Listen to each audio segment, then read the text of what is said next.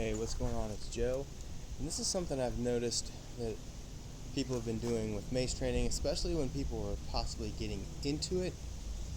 So, beginners, so what you want to do is when you're first starting the drop, okay, I would definitely recommend doing a lot of pendulums behind the back, but if you're first starting your drop, what you don't want to do is have the weight drop and yank, okay? So what we're trying to do is control the weight in a smooth arc, so you have tension, accelerating tension, and transitional tension, so it doesn't yank your arm, shoulder, neck, etc.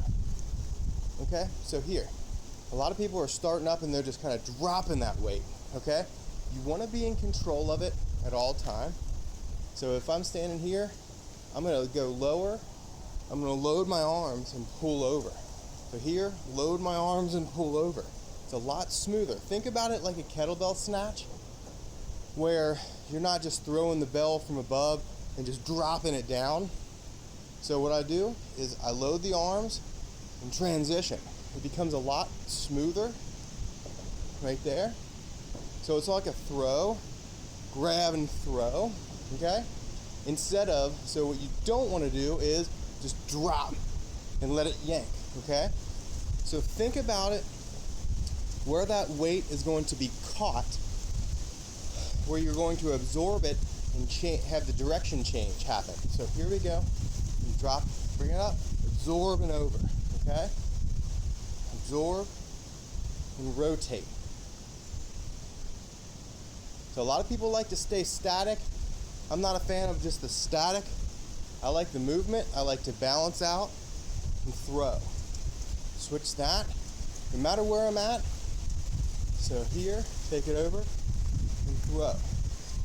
Absorb, throw. You can try different stances, different stuff. No matter what you're doing, you're making sure that you can catch that weight, especially as it gets heavier and heavier. The heavier it gets, the more noticeable that yank is going to get. And the last thing you want to do is have your arms, your shoulders, elbows overhead and getting yanked in internal, external rotation on your shoulders. So while mace training can be absolutely wonderful for the shoulder, increasing that gliding of the humeral joint, you don't want it to be sharp, okay? You want it to be nice and smooth. Think about a nice and smooth kettlebell snatch, smooth kettlebell swing, very, very similar.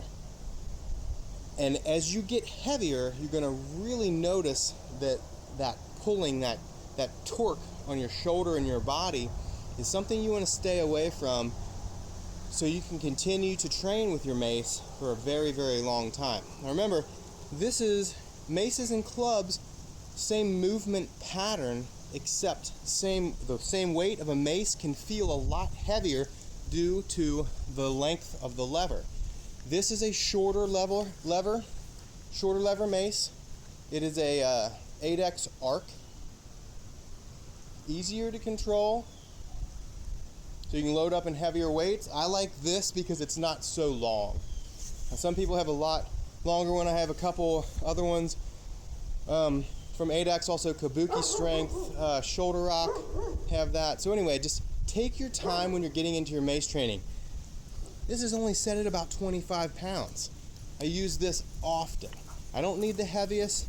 Also, a very, very light one isn't really going to cause me to focus on every rep. So I hope this helps you out when you're getting into your mace training.